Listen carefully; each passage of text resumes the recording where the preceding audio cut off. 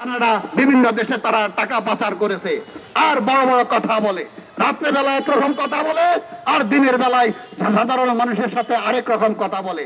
আমরা তাই এমন একটি দেশ চাই যেই দেশ হবে সত্য ন্যায় ন্যায্যতার মধ্যে।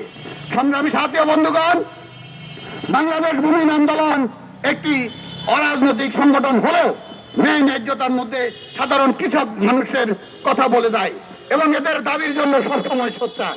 টেকনাফ, তেতুলিয়া, রূপসা, পাথরিয়া সবখানে বাংলাদেশ ভূমি আন্দোলন এদেশের মানুষের জন্য বিভিন্ন আন্দোলন সংগ্রাম করে যাচ্ছে।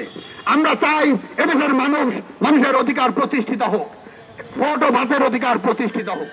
তাই আমরা বারবার বলতে চাই, আমরা আন্দোলন সংগ্রাম করব, আমরা আর ক্ষমতার ভাগীদার হবে এই দেশের শোষক এবং সুবিধাভোগীরা।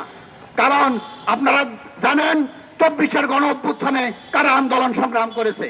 আপনারা দেখেছেন 71 সালে স্বাধীনতা যুদ্ধে কারা স্বাধীনতা যুদ্ধ করেছে। আপনারা দেখেছেন 90-এর গণ অভ্যুত্থানে কে শহীদ হয়েছে, কারা শাহাদাত বরণ করেছে।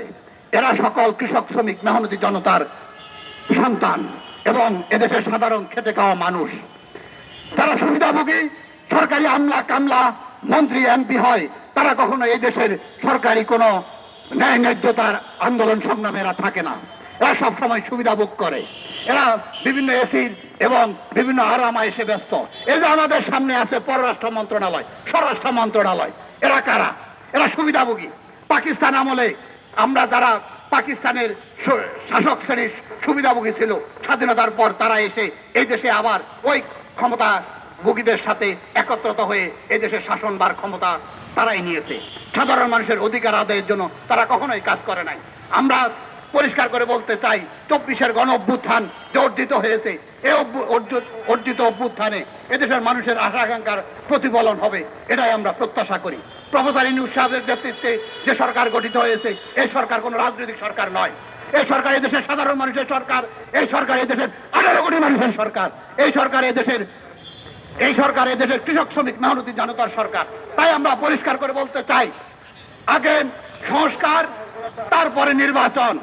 আগে সংস্কার করতে হবে সাম্য ন্যায্যতার মধ্যে, তারপরে নির্বাচন দিতে হবে।